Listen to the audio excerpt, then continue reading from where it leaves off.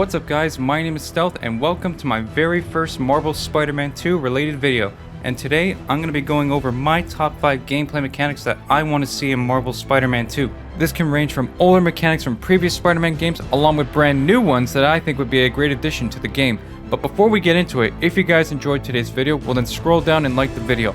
Also, if you're new to my channel and you want to stay up to date with everything relating to Marvel Spider-Man 2, well I got you covered. I'll be making more videos such as this, I'll be reacting to upcoming trailers and gameplay, and you can definitely expect me to do a Let's Play for the game when it releases in 2023. Well, if that sounds good to you, then hit that subscribe button and hit that notification bell so that way you won't miss any new videos. Another thing I want to point out with this top 5 is that everything that is on this list is solely my opinion.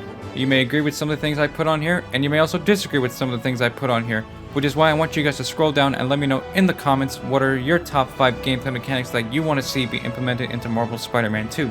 But with all that out of the way, let's start the list off with number 5, which is going to be character swapping. Now I put character swapping at the bottom of my list because I think there's a likely chance that Insomniac might actually implement this feature within Marvel Spider-Man 2. The way I see it is that maybe there are unique missions that only require Peter and Miles to be by themselves, and then there could be some missions where it requires both of them to be together. It's very similar to Grand Theft Auto 5, where in that game you can swap between all 3 playable characters and each of them have their own unique missions that are tailored to them, and then there's some missions that require them to be together. For example, maybe Peter might have a mission where he has to investigate a bunch of crimes happening all over New York City relating to Venom causing destruction, and Miles might have to infiltrate an Oscorp property to gain more information on the Venom symbiote. I think this would be a great idea and it can lead to awesome set pieces and very important moments in the game's story. At the number 4 spot for the game mechanics that I want to see be implemented into Marvel Spider-Man 2 is a seamless day and nighttime cycle. Now the reason why Insomniac decided not to include a seamless day and nighttime cycle in both Spider-Man PS4 and Miles Morales is because they wanted to have certain parts of both games' story to take place at a certain time of day. But I think having a seamless day and nighttime cycle in Marvel Spider-Man 2 can make Marvel's New York even more alive than it has in the previous games. Just imagine just swinging through the city in the sunset and then changing over to the night and looking at the streets below, seeing all the cars bumper to bumper, the civilians roaming the streets. I think it can really make the Big Apple even more alive and just breathtaking to just stop and look at. At the number 3 spot, I have an overhaul on the parkour system. In my honest opinion, I think that the parkour system in Spider-Man PS4 and Miles Morales were heavily underutilized. Back in 2016, when I saw Spider-Man PS4 being revealed for the first time and I saw that cafe scene, I was very excited to see what the parkour would be like in the full game. But when I got my hands on the full game and started experimenting with the parkour, I felt that it was underdeveloped and that it can use some tuning. I think a great way to really overhaul the parkour is something that I've seen the community talk about, which is to keep the way that you would move the R2 button. Then when you get near an object, you would push one of the face buttons to do a certain parkour animation. By chaining these moves together, you would be able to pull off a very stylish parkour movement. At the number 2 spot, I have expanded traversal.